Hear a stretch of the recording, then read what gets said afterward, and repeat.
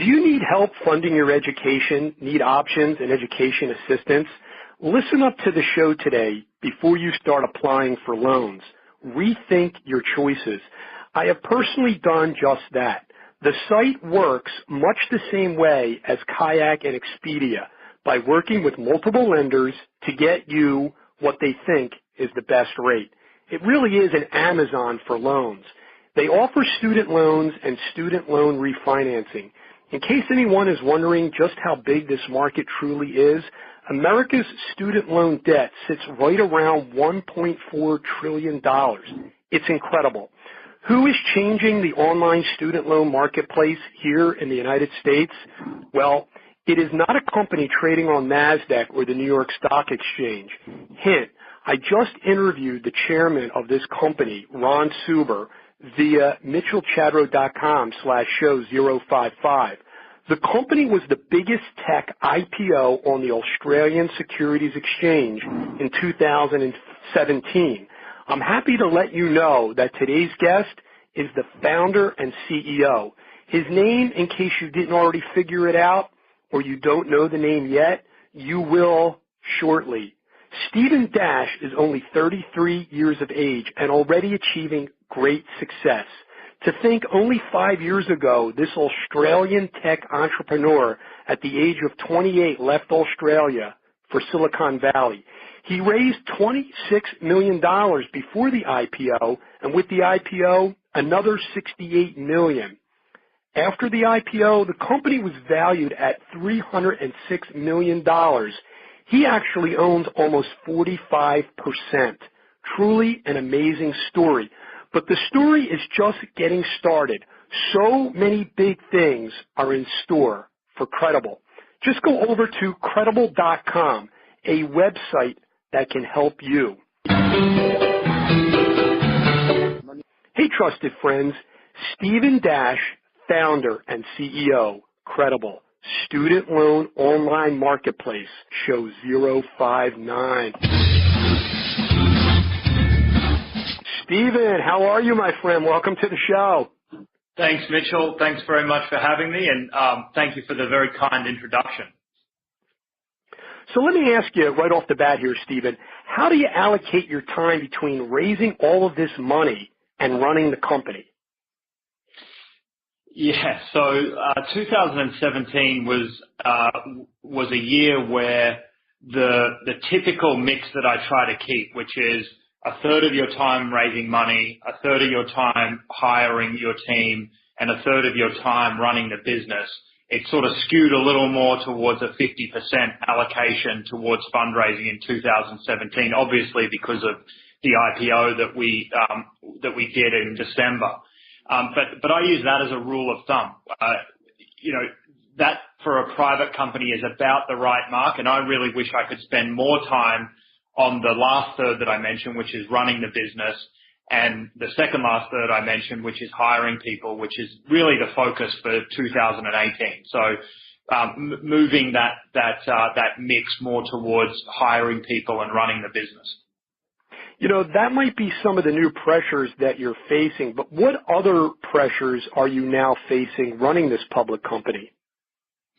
Yeah, so listing our company in Australia has been a really good experience for us. And, we listed in December 2017. It's been a good experience because it's helped us really mature a lot of our internal processes around, accounting systems and HR and recruiting and compliance.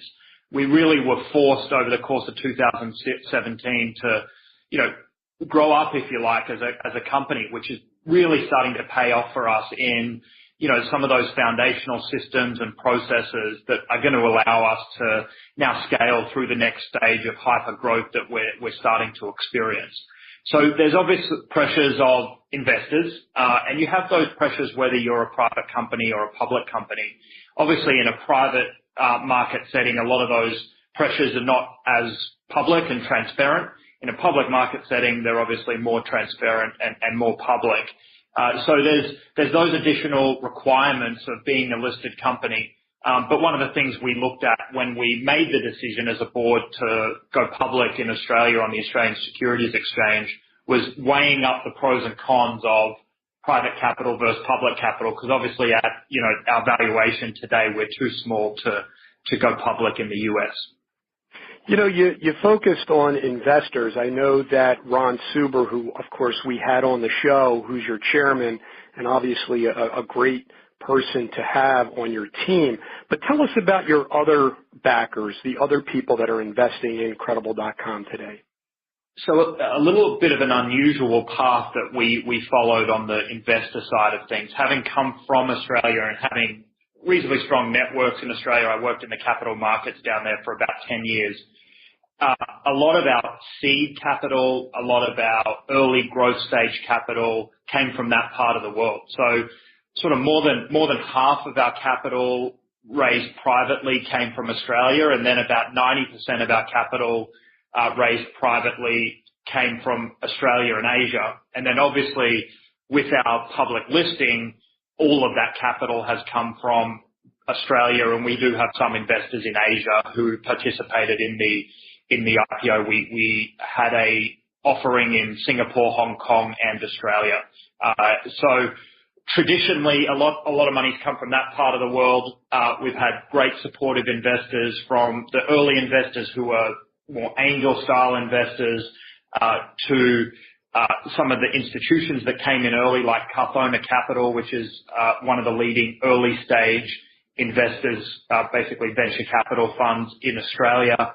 And then we were lucky to get a couple of notable individuals invest over the years, and Ron Suber top of that list, as well as some other entrepreneurs that I've met on the journey, some guys from the UK, Simon Franks being one of them, and a whole series of other individuals who have been super helpful through the process. And then later on in our journey, our Series A, Series B, and then our IPO, more institutional style investors. So some investors out of Hong Kong, some large family offices, as well as institutional investors down in Australia like Regal Funds Management, who led our Series B, and then again some more notable individuals who have invested and are entrepreneurs in and around the fintech and financial services space. So a little bit of a different path than the traditional early stage Silicon Valley angel, through to some of the names you would expect to see on the register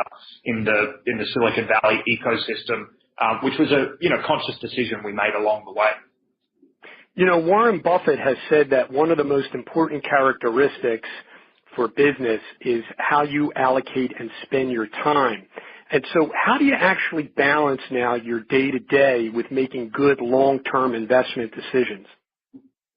So one of the things I wrote in my founder's letter in the prospectus that was lodged with ASX last year was that we have and we will continue to build long-term shareholder value by making long-term investment decisions. It's something we talk about as an executive team on a weekly basis.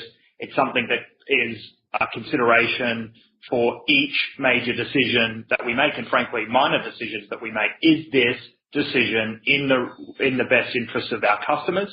Is this decision in the best interest of building long-term value? And that's served us well, that real focus on long-term and real focus on customers. How do you actually balance that? Because I think that a lot of startups and a lot of entrepreneurs and business owners that are obviously trying to take their business to the next level want to get some insight from someone like yourself who has not only gone through it but has just taken their company public, and they want to know, how practically do you allocate your time? So I think it's a question of resource and resolve. You need to have, and I'll take the second one first. Resolve is you need to have a firm view on where the world's going. You're going to be wrong, but you need to have a view, and you need to invest behind that view. I had a view before I had a team around me that online intermediaries were going to play a more important role than they have historically in the way consumers buy and make decisions around financial services products.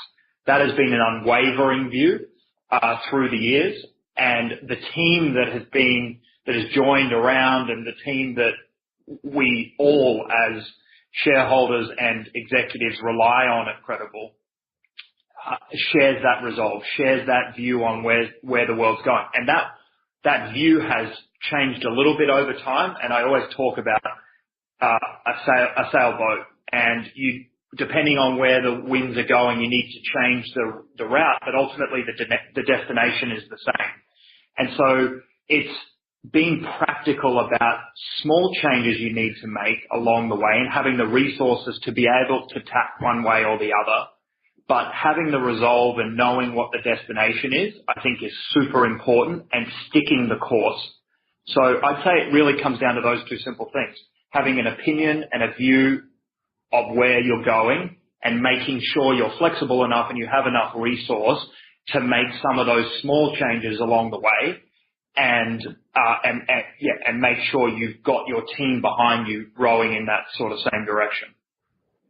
You know, early in the introduction, I had mentioned that the student loan debt is actually at $1.4 trillion. And I know that for a lot of people, it's hard for them to sort of wrap their mind around that. But can you talk to us a little bit more about your niche market, the size of your loans, the portfolio, and some of these key partnerships that you're establishing today and in the future? Sure. So the student loan market, you mentioned $1.4 trillion, is the same size as the Australian mortgage market. And that was something that on the roadshow for the IPO really hit home with investors, just how big this market is. In terms of the market we operate in on the student loan side of our business, so just to be clear, we have a student loan origination, a student loan refinancing, a personal loans, and a credit card platform. So we offer all four categories of product. Our oldest and most mature businesses are our student loan businesses, and still a large portion of our business today. We operate in the private student loan market. So in terms of annual originations, the student loan origination market is around about $10 billion of originations per year. The student loan refi market is around $10 billion as well of originations per year. And the interesting thing on the student loan refi side is that when Credible started back in 2012, there was about $250 million of student loan refinancing occurring in the US. So this market has grown substantially over the course of 5 years, and we expect will continue to grow as borrowers who are recent graduates for the most part look for alternatives to the one-size-fits-all federal student loan product, or look for alternatives to the student loan product that they got, the private student loan product that they got when they were in school, and a very different credit risk. So we operate in those markets. We've built partnerships with over 140 institutions from a marketing perspective. So we are the endorsed student loan platform for the likes of the American Pharmacists Association, the American Medical Association, a whole host of state-based professional associations. We work with alumni associations. We work with online platforms. We work with content providers online as well. So a whole host of diverse partnerships are leveraging our technology and our platform to provide their audience or their membership base with a clear, simple way of understanding their options and a clear, simple way of getting a loan. So we focus on two real areas. The two real areas that we focus on are providing accurate pre-qualified rates in real time. So a borrower, let's say you're a recent grad with an MBA, you come to our site, you fill in 12 questions. So it takes you about 30 seconds if you're quick, and we present to you in real time offers from multiple lenders that are accurate. They're personalized to your situation so that you can make a decision on which lender and which specific product is right for your individual circumstance. When you're ready to proceed, if you're willing to proceed and want one of these products, we make the origination process super simple. So we're controlling 90% of the origination process on our technology, brand new technology, US-based customer care, really helping people through that process. Because the biggest challenge with student loan refi, for an example, is people actually going through the process, because it's seen as painful, the same way mortgage refi might seem painful. It seems like a painful process. So we combine accuracy and personalization with a really simple origination process. And we're partnered with over 25 financial institutions across those four verticals. So on the student loan side, we work with the likes of Citizens Bank and Sallie Mae and College Ave and some of the student loan authorities like Rhode Island Student Loan Authority, Massachusetts Education Finance Authority, etc.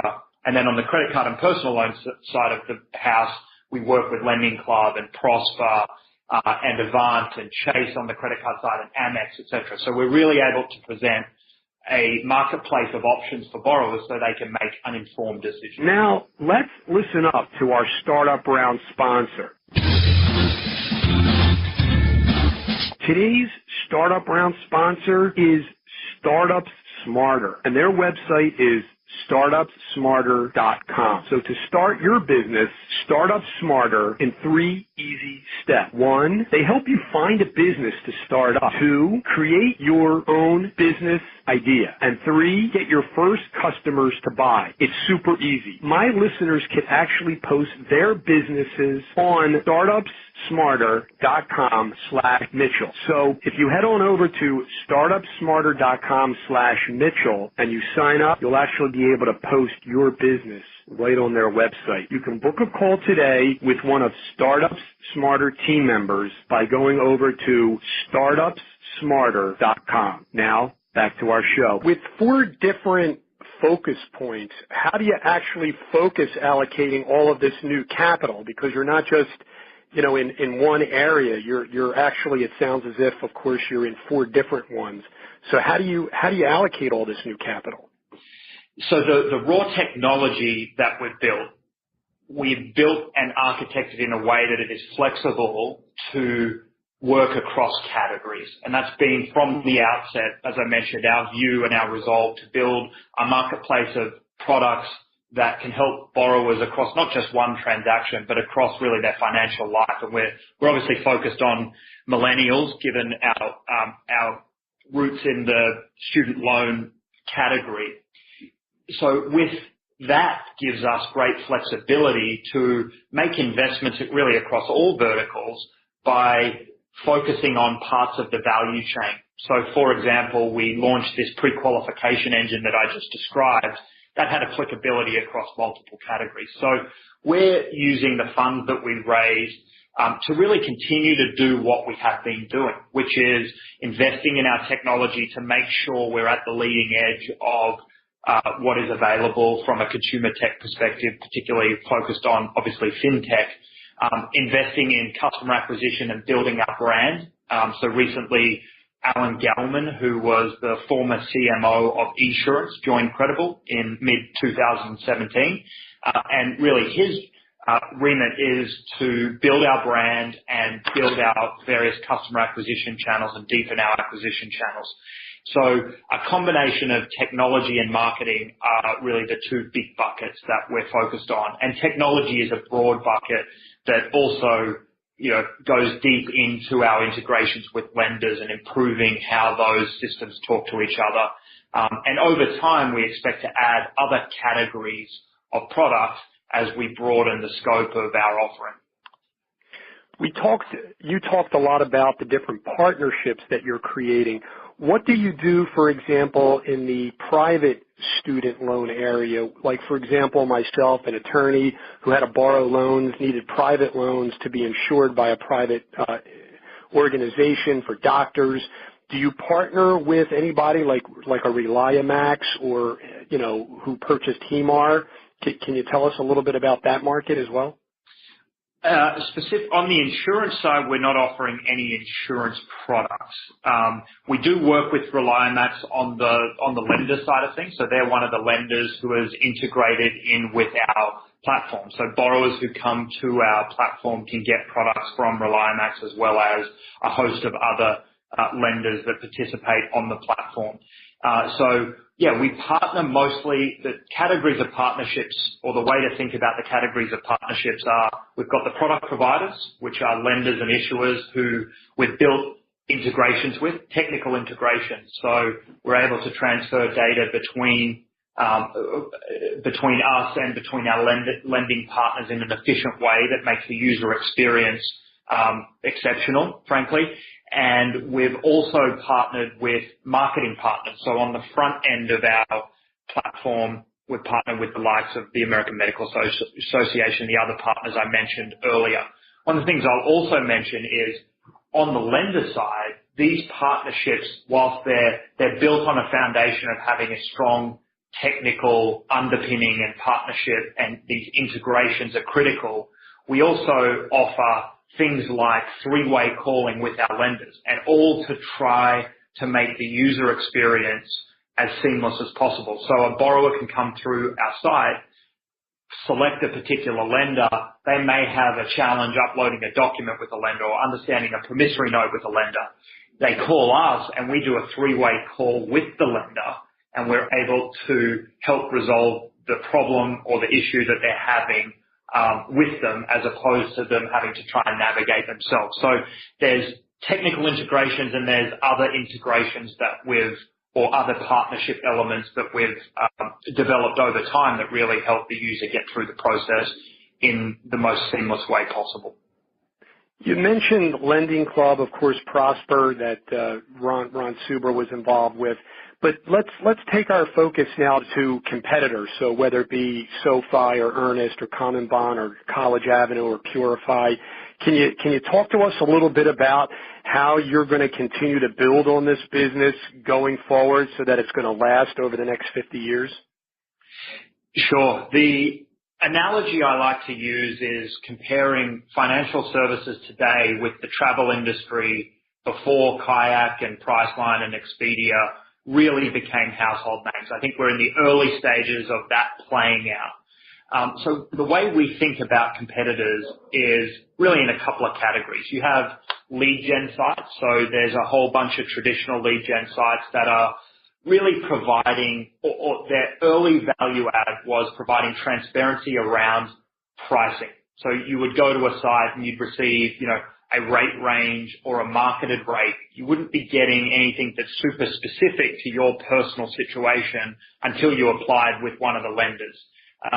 And so we thought that process is interesting and really represents a sort of a Web 1.0 version of what price comparison can be. And the utility to the user is, I can see who the various lenders might be, but I'm not getting an accurate rate for my particular circumstance unless I go and apply to every single lender, which would take hours and hours and days.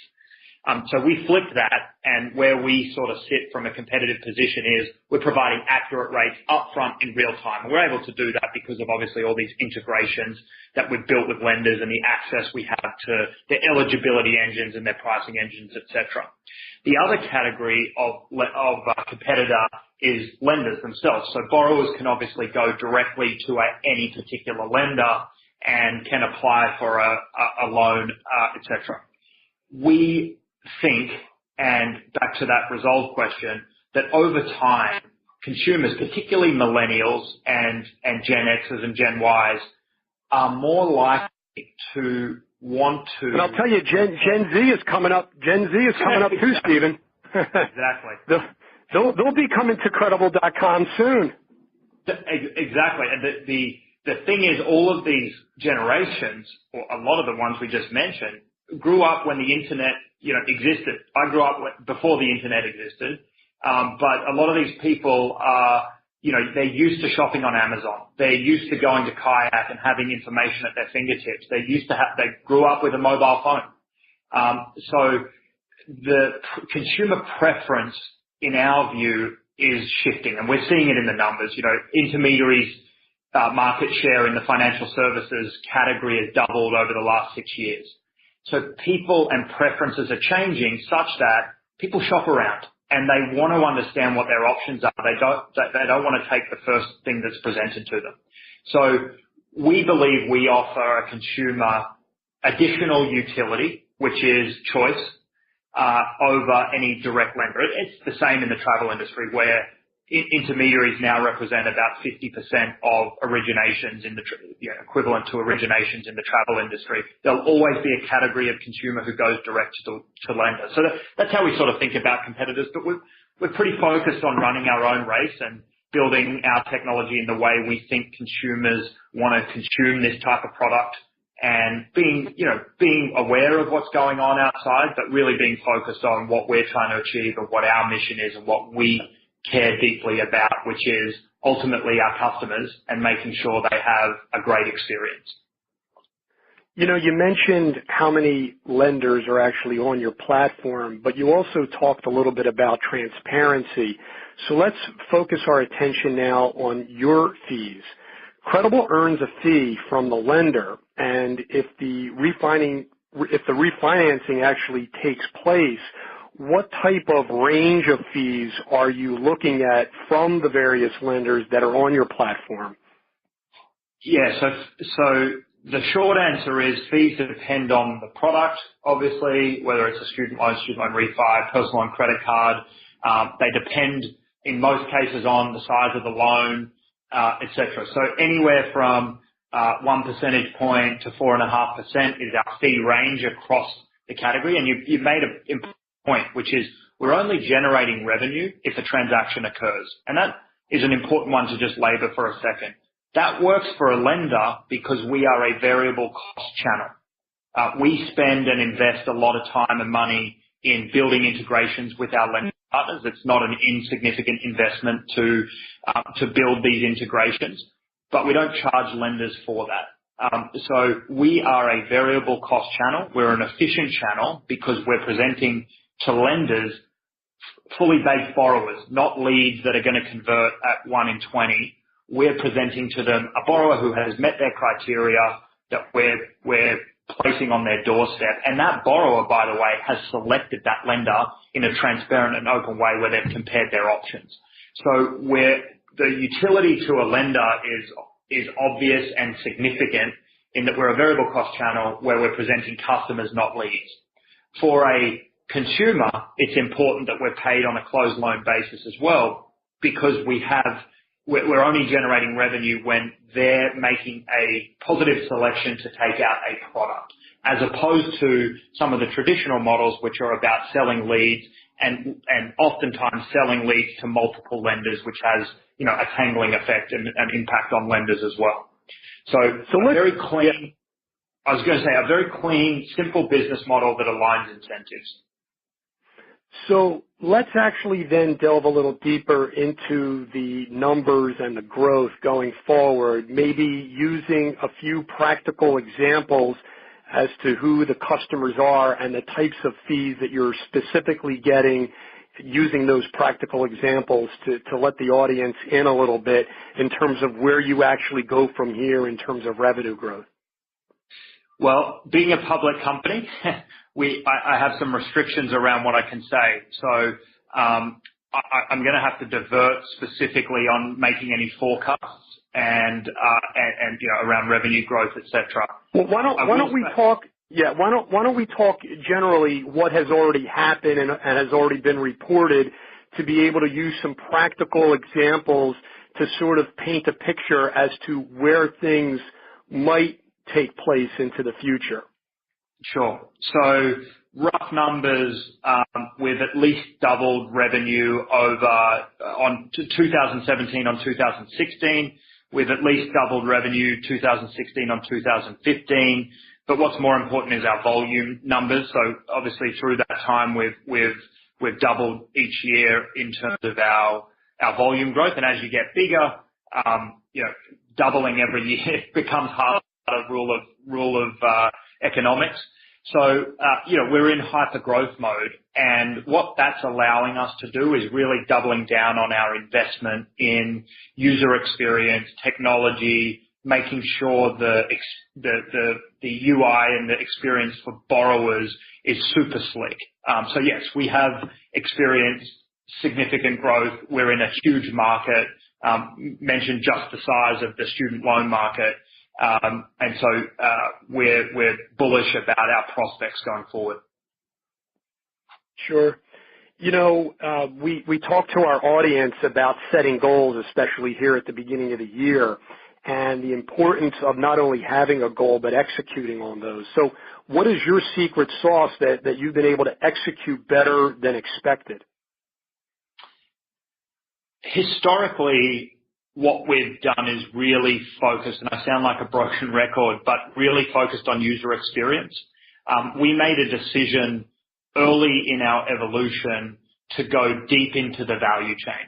And we did that, and what I mean by that is we could have replicated business models that have worked in the past around lead generation. We could have done that, but it would have been a Me Too business. And I saw a gap in the quality of the user experience. And so we early on decided we want to reimagine the entire origination experience. And when you think about it in hindsight, it's quite a large undertaking because there's so much variability between each lender's origination experience. But we've effectively achieved that in the student loan category.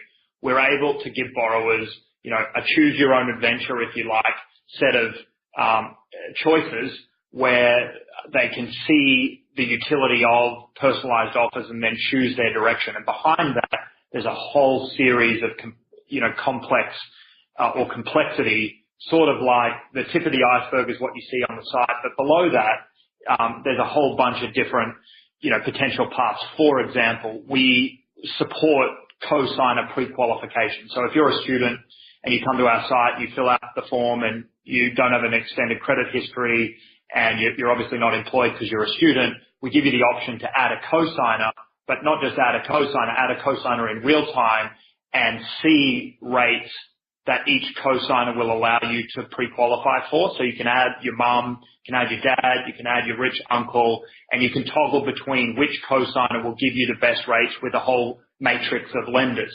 Now that is something that just doesn't happen overnight. So we really invested, and our goal early on was to build something that was differentiated and that was really useful for a consumer. So historically, that's really been our goal. Put the customer at the center. What's the best experience? Can we build it? Most people tell you can't, including some of our investors said and they were pleasantly surprised and like to tell this story now. You won't be able to do that. Good luck. And, we've done that a couple of times. So setting goals that are achievable but are not straightforward has been a pattern that we have executed against over the years.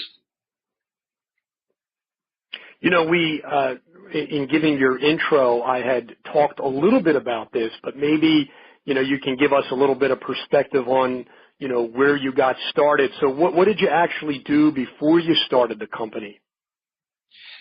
So yeah, I worked in finance in Australia for about 10 years. So I was at JP Morgan for about 5 years, working in the big investment banking team. So doing M&A in capital markets and some operational stuff with financial institution clients, really big financial institutions. And that was a pretty interesting time, because it coincided with sort of during and post-crisis. I got to see a little bit of everything. So sort of 4 seasons in a day, if you like, but over the course of a year and a half or so, there was a lot of variability in that work.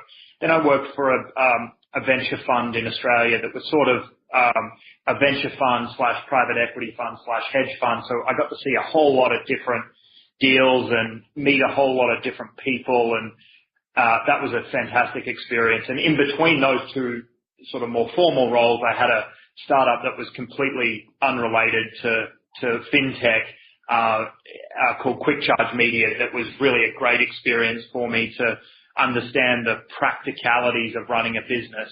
And ultimately, it wasn't a great business, but I learned a ton out of that and have some battle scars from that experience. So that was sort of the decade before I started Credible, and really I wanted to get back onto the operator side after I spent some time in the venture fund, and ultimately looked to the US, given I saw it as a more friendly environment for entrepreneurs at the time, to raise money, etc. And the irony is I raised money from Australia, but that was the thought process that went behind it. So a little more methodical in terms of looking specifically at what experiences had I gathered over time that I could apply and had a bit of a competitive advantage in if I looked to the US. What was my sort of unique angle, and why would I have an outsized opportunity for success? And so I really focused in on fintech and drawing on my past experiences and drawing on my experiences from Australia, where intermediaries are really a bigger part of the financial services ecosystem, and that's how sort of the whole process began.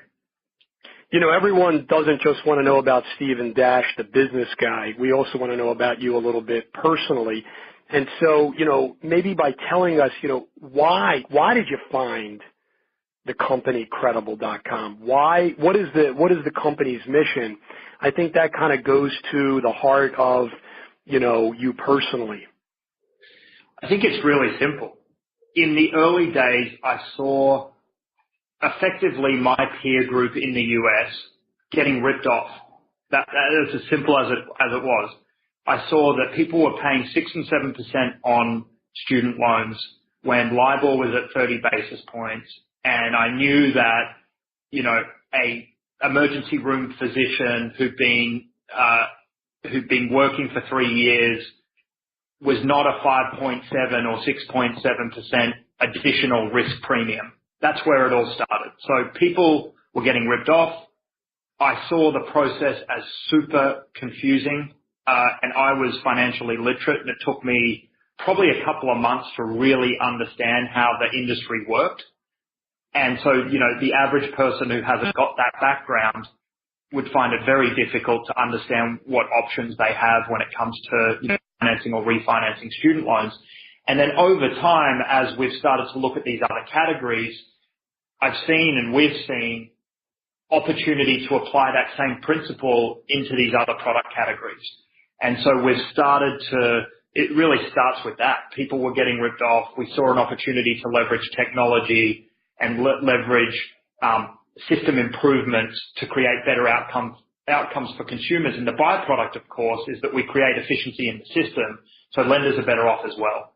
And really, that's as simple as it was, trying to help people get the best outcome for their situation. And that's evolved now into, the things that people can do with those savings.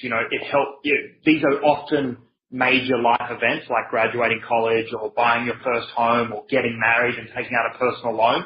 We want to take the stress out of those processes, or those life events by simplifying processes to help people, focus on what's more important in life, which is enjoying those experiences and trying to take some of the stress out of it.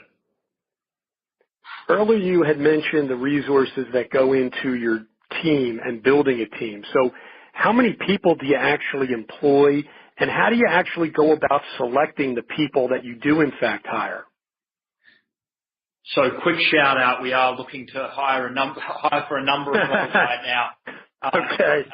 And people can check out credible.com/careers and browse the roles. We're always looking for great product design and engineering folks, great business operations folks, recruiters across the board. We're looking to hire across all categories. We have about 120 employees today, and that's sort of doubled over the course of the last 12 months. And we're in growth mode, as I mentioned, and expecting to continue to grow significantly. I think we'll be probably pretty close to 200 by the end of this year. And again, it's very difficult to find great people. We have an incredible team, from the executive team down, and people are here because they love our mission. It is really important to a lot of people that the work they're doing is impactful on other people's lives, and we really do impact people's lives. We have every town hall, we showcase one of our customers where we have impacted their life, and we tell the story, and that's something, frankly and transparently, that in the early days, I thought that was important personally from my perspective, but as the years have rolled on and we've seen the impact that the hard work that we do here is having, that's a really satisfying and fulfilling element to, coming to work every day is actually helping people. So we're looking for people across the board. We have about 120 people, and, we have resources to now grow and invest in continuing to build out our platform and build out our market share in the categories that we operate in. A lot of the audience is young entrepreneurs, people obviously that are going to college, millennials, the next generation. And I know that when they're on a job interview with Credible.com, it might be a little difficult to sort of ask this question, so I'll actually ask it for them. How do you actually motivate and compensate them? Yes, so that's a hard question for any growth stage company, or any early stage or growth stage company, and maybe even more broadly, it's a hard question for every company, because it's important to balance resource versus making sure that you're able to get the very best people. So we, like a lot of companies at our stage, and we do benchmarking against similar sized companies. We look at, where are people being employed if they're in the Bay Area. The market equivalent for the types of people we're looking for is comparably, it's higher than in other areas of the country. So we make sure that our compensation packages are consistent with where the market is. So we do a lot of benchmarking. The components of our compensation package is a base salary and equity. So every employee in the company has equity, and that ranges depending on when you started, depending on the role that you're in, et cetera, et cetera. We recently announced an equity refresh package, which basically for long tenured employees allows them to earn more equity over time. And again, it obviously depends on the role and the contribution and performance and all of that sort of stuff. But pretty sort of standard. We also offer a whole series of employee benefits, from commuter benefits to food in the office to, lunches and medical, dental and vision. So it's really important that we're looking at the market and we're consistent and comparable to the alternatives that people have out there. And we'd like to think that our mission, as I mentioned earlier, stands for a lot, and the work that we're doing is important. And we as an organization really make sure we put that front and center and that people are aligned with that, because at the end of the day, that impact that we're having on customers' lives is, as I mentioned, very fulfilling for us and something we really, really care about. You mentioned how many employees you currently have. So here in the States, how many people do you actually plan on hiring over this next year? Yeah, so all of our employees, so we don't have any presence in Australia, just by the way, for the avoidance of doubt, beyond being listed down there through the CDI structure, which is effectively a derivative structure that, for all intents and purposes, we're a US company with investors from Australia and parts of Asia. We intend on, I think the number is around 200 by the end of this year, and obviously that depends on availability of talent and how things play out over the course of the year. But that's, looking to add about 80 employees over the course of the next 12 months, 15 months from now. And you're primarily headquartered in San Francisco, or? That's right. So we have a couple sales guys around the country who are sort of partnership and relationship managers for our various partners, but the majority, sort of 90%, are here in San Francisco. We're in downtown San Francisco in Jackson Square. As you contemplate your company's 5-year goals, what changes do you actually see or anticipate that you're going to encounter as you continue to get more of these upstart competitors coming out, and and as customers' needs for the latest and the newest technology continues to increase? So I think the second point you make there is the critical point. How I think about it is, how do we get feedback, get data, have interactions with customers on an appropriate cadence where we can anticipate where preferences are going and where users are expecting or where their expectations move to. And I think you can do that directly through primary research with customers. You can also do it more broadly, looking at the ecosystem of where technology is going. So I think that's the number one, is focusing on customers' needs and expectations, probably more importantly than needs. So I think that's where I see a challenge and an opportunity for us. I think over time, our desire and our ambition is, if you said in 5 years' time, I'd be surprised if we weren't in a handful of other categories, across the consumer financial services landscape.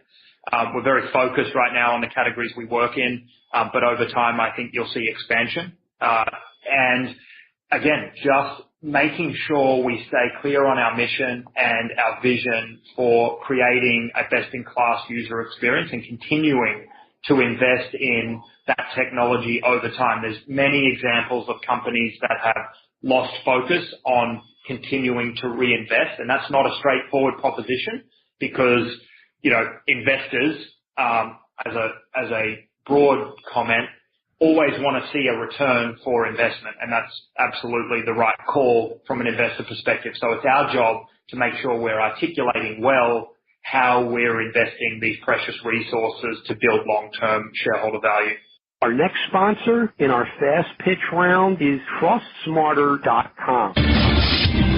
Are you setting up your estate plan, your will, your power of attorney, your living will, thinking of who to name as your executor, or setting up a trust and you need a corporate trustee? Head on over to TrustSmarter.com. TrustSmarter actually helps you find a corporate fiduciary that is right for you and your family. The TrustSmarter service is always free. TrustSmarter empowers you and your family about all things trust estates and trust company solutions. So get up-to-date information on trust companies.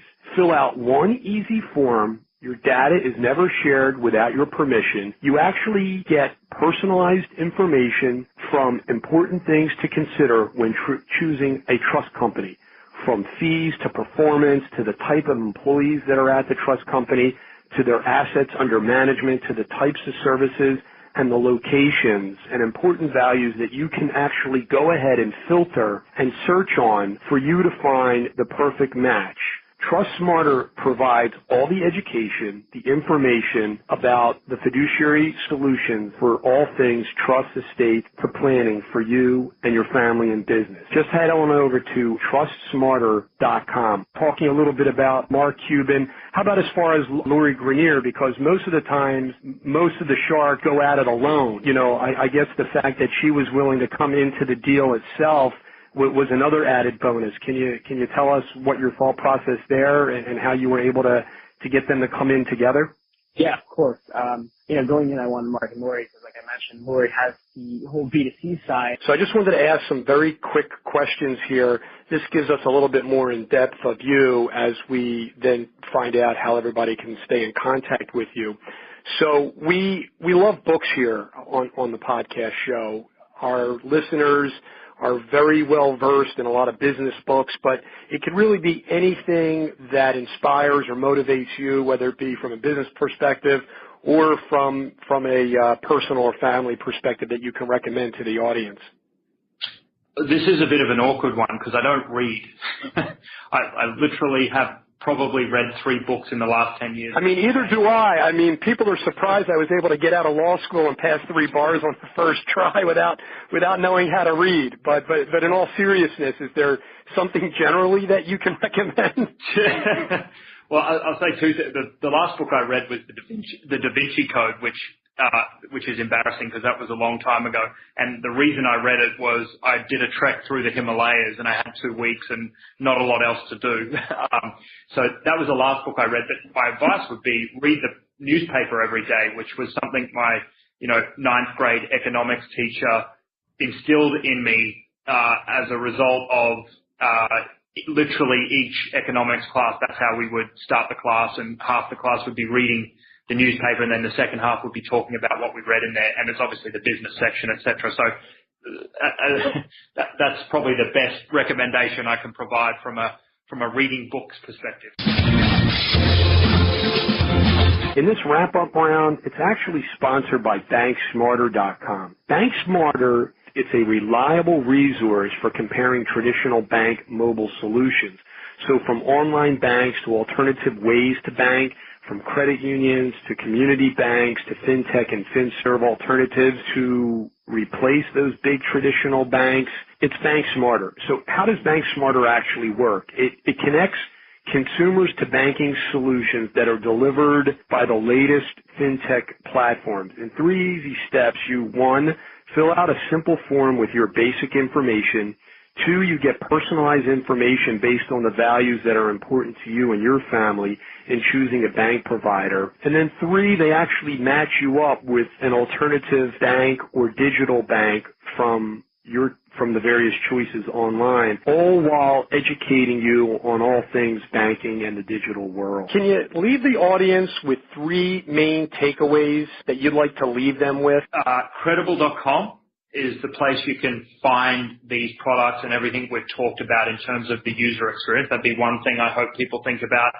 The second one is, if you're a budding entrepreneur out there, think about the resolve. Think about being headstrong about your view on where the world's going and how you're going to play your game. And don't be too worried about what competitors are doing, especially if you're in a really big market. And the third would be customer focus.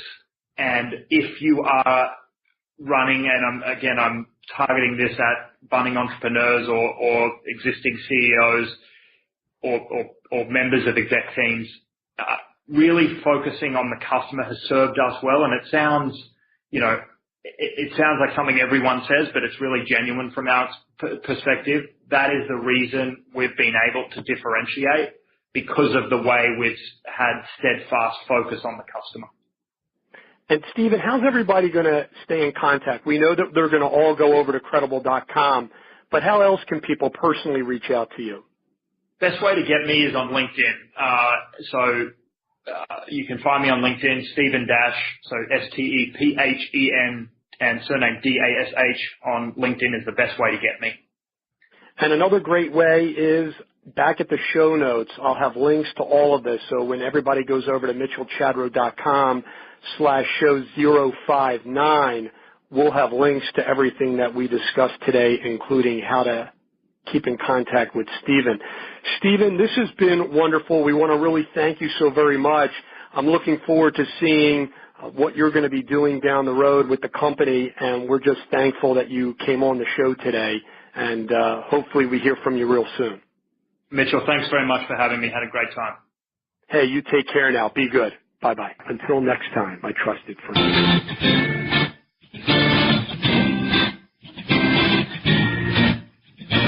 Subscribe to my email list at mitchellchadro.com/signup. You will get all the full interview transcripts, my ebook, 30 Tools to Start Up, where I talk about these free resources in show 006. You'll get the startup checklist, education and training materials, and other resources just by signing up at mitchellchadro.com/signup. Back at mitchellchadro.com/signup, help me boost the rankings of the Listen Up Show, the Startup Entrepreneur Podcast, by providing a well-written review in iTunes. mitchellchadro.com/iTunes. It helps other people find the show. If you actually need instructions on how to do this, you can find that back at mitchellchadro.com/signup. Thank you so much for subscribing to my email list and providing a written review on iTunes.